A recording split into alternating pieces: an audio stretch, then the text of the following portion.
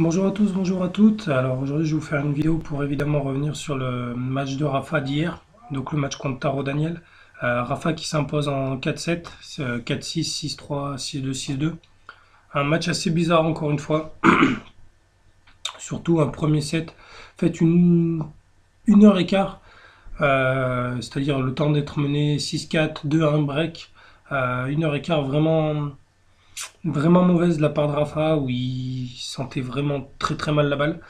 Et puis à un set break, au moment où le match était en train de lui échapper, Rafa s'est remis à très très bien jouer, du moins pas à très très bien jouer tout de suite, mais à rejouer à un niveau intéressant. Il a débreaké tout de suite à 2-1, il fait un jeu de retour, notamment à partir de 30 où il fait d'abord un point en défense assez monstrueux. D'abord, il défend très très fort, puis il réussit à venir chercher une amortie très bien touchée de Taro Daniel avant de conclure au filet. Un point magnifique. Et derrière, il fait un énorme passing gagnant.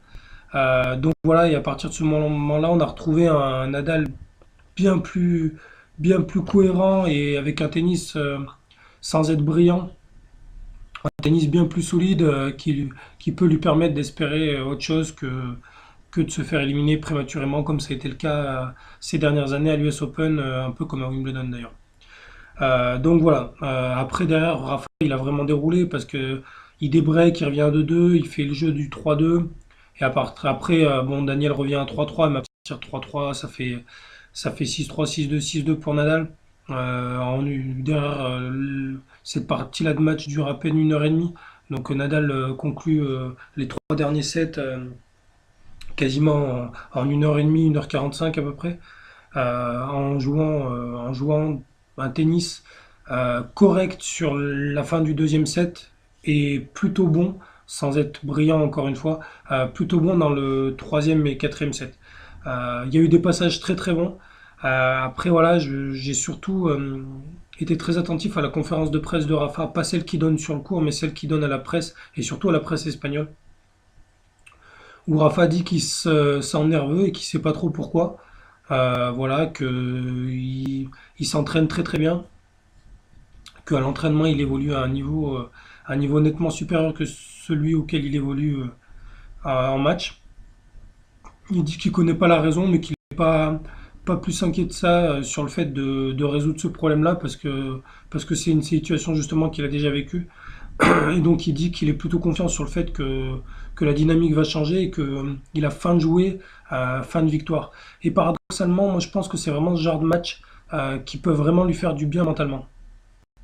C'est-à-dire que c'est un match où il se retrouve mené 1-7 en break contre un joueur qui, pour le coup, lui joue très très bien au tennis.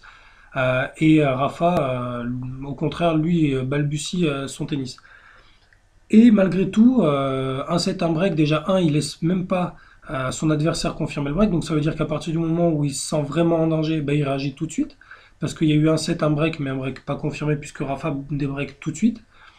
Et surtout, il finit le match très très fort, déjà, sur le plan athlétique, où il a complètement fait exploser Taro Daniel, qui est un joueur plutôt véloce, qui a plutôt une bonne condition physique et qui a fini vraiment très très fatigué, alors que Nadal lui a fini très très fort physiquement.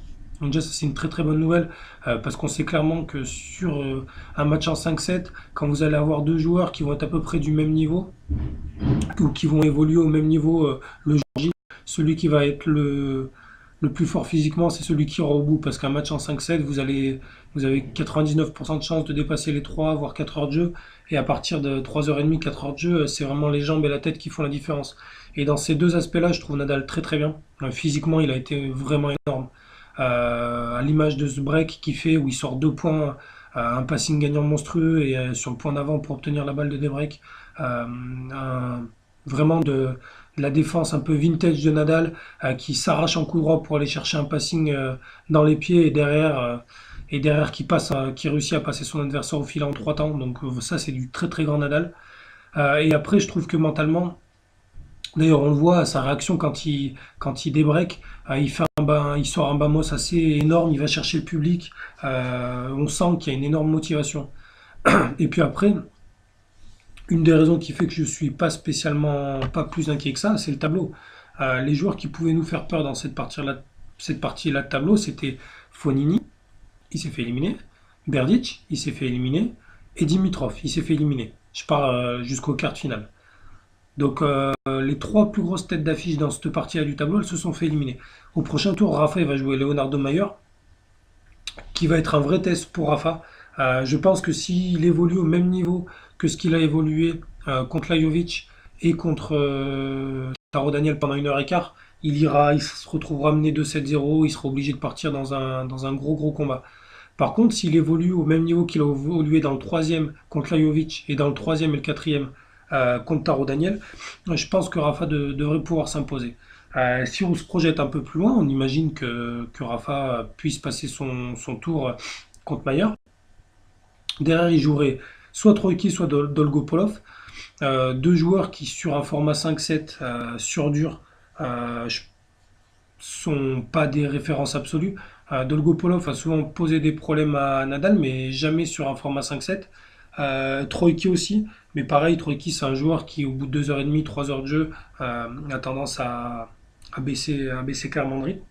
Et après, si on se projette encore un peu plus loin, le quart de finale, il serait soit contre mon fils, qui dit lui-même qu'il est cuit physiquement, soit contre Goffin qui vient d'avoir un match en 5-7 très très dur, ou soit contre Roublev, la victoire, l'étonnant vainqueur de Dimitrov. Donc voilà. Donc Rafa, il a quand même un tableau qui est plus que favorable et qui va lui permettre justement de peut-être de peut-être aller plus loin que prévu étant donné de son niveau de première semaine.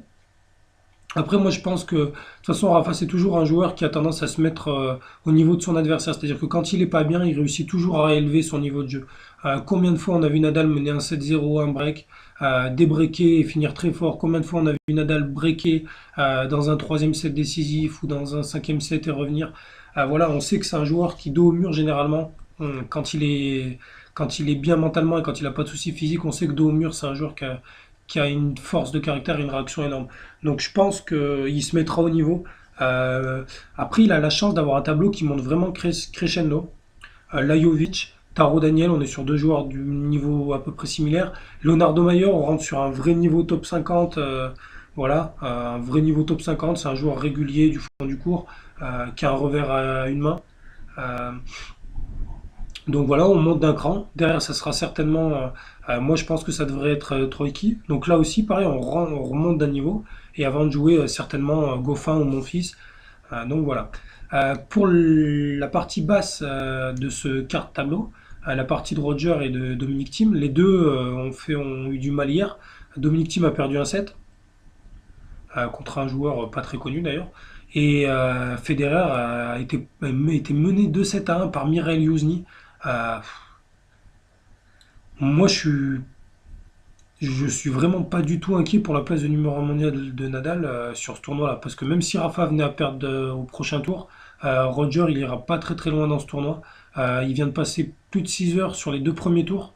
Euh, 6 heures, c'est ce qu'il lui avait fallu à peu près en 4 matchs à Wimbledon. Donc là, en 2 matchs, il a passé à peu près autant de temps que sur les 4 premiers matchs à Wimbledon, alors qu'il avait un tableau. Franchement, Tiafoe plus Youzny, c'est quand même deux joueurs qui sont pas censés lui poser énormément de problèmes. Donc Roger, moi je pense qu'il y a un vrai problème physique. Lui dit qu'il a pas de problème de dos, moi je le crois pas.